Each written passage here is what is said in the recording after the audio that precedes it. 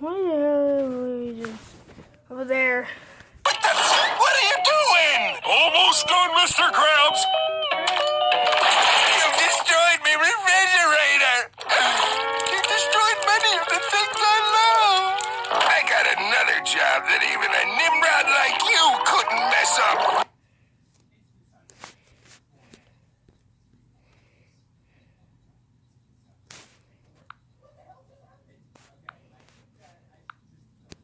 The show SpongeBob SquarePants is not what you think it is. There is a secret group of puppet masters who are always watching the citizens of Bikini Bottom and pulling the strings. Hidden within Bikini Bottom are spies that keep an eye on the characters and make sure everything goes to plan. This is a conspiracy that will fundamentally change the way you look at the show SpongeBob SquarePants, and I believe it's all actually intended by the creators, and I'm gonna prove it. This is the television theory.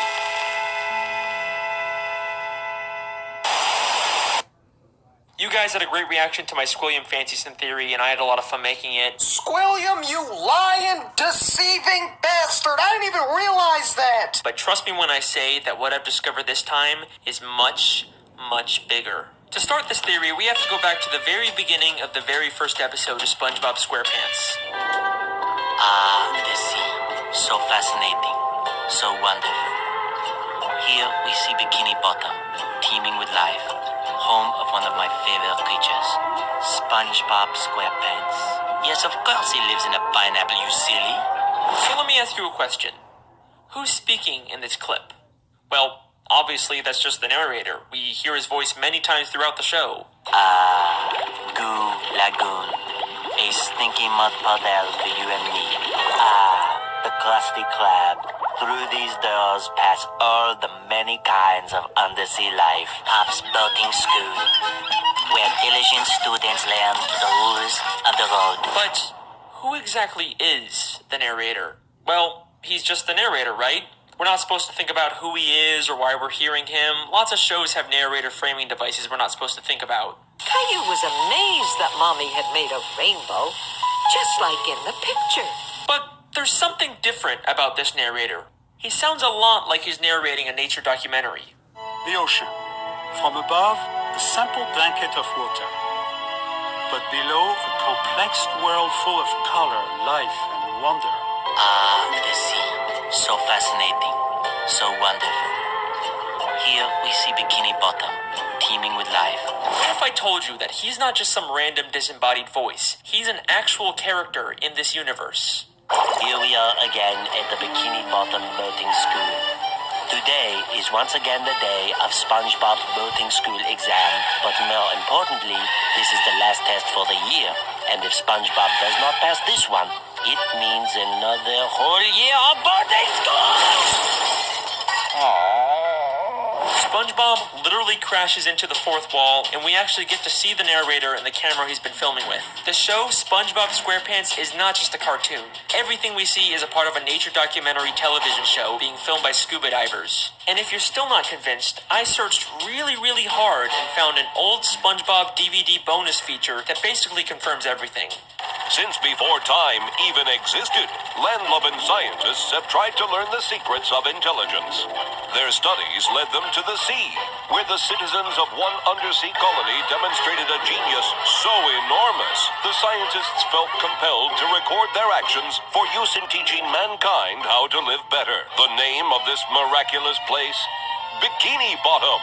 Poring over the mass of brainy masterminds scattered about this strange land, the scientists chose 6 Bikini Bottom residents at random to study. As the scientists marveled at the advanced knowledge and superior intellect of these 6 creatures, I went to college! they rolled their cameras and took notes. And now, finally, we can learn all of the things that these smarty pantsuses have to teach us. Life lessons from Bikini Bottom.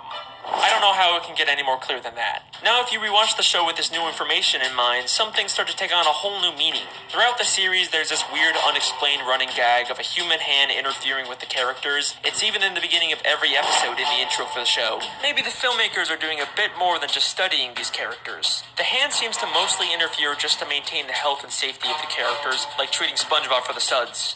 Well, Mr. SquarePants, it seems you have the suds. Are you ready for your treatment? Oh, Hans!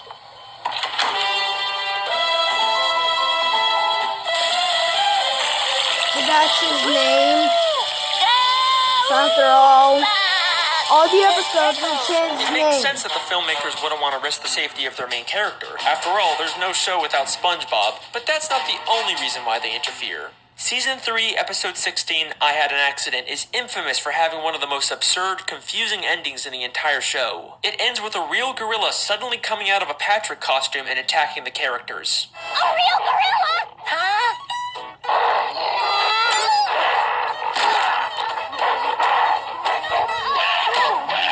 Then as soon as SpongeBob begins to question the logic of the scene, this happens. What's a gorilla doing underwater in the first place? Well, it's funny you should. See the George, they're onto us. Let's get out of here.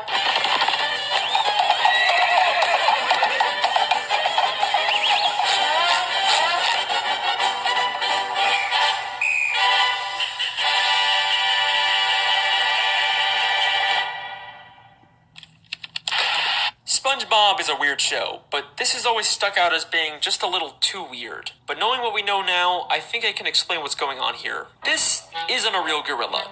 Every other land animal we've seen underwater wears a helmet and is drawn in a cartoony style. The gorilla is shown in a live-action style, and the only time we ever see live-action characters is when they're human. So I believe both the gorilla and the horse he rides away on are humans wearing costumes. The filmmakers set this whole thing up just to make the episode more entertaining.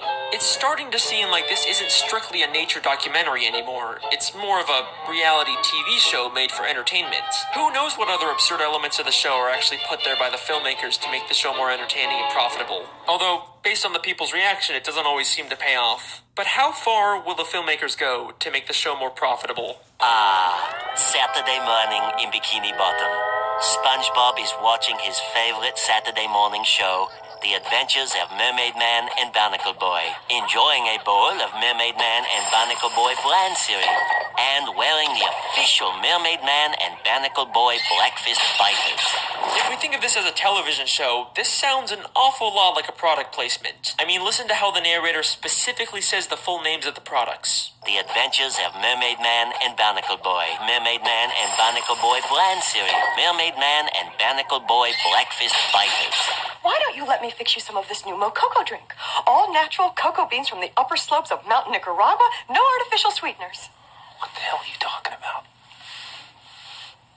Who are you talking to? Maybe the Mermaid Man and Barnacle Boy TV show is actually from the surface world. They are human after all. It makes sense that the filmmakers would choose to highlight these popular superhero characters. The more they show, the more they're going to sell Mermaid Man and Barnacle Boy merchandise. Hang on a second, why are Mermaid Man and Barnacle Boy the same size as all the fish in Bikini Bottom, even though humans are always shown as massive compared to fish?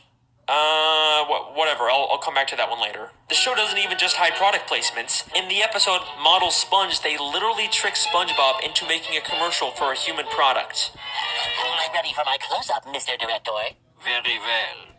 Lose the pants! Hans, there's my star!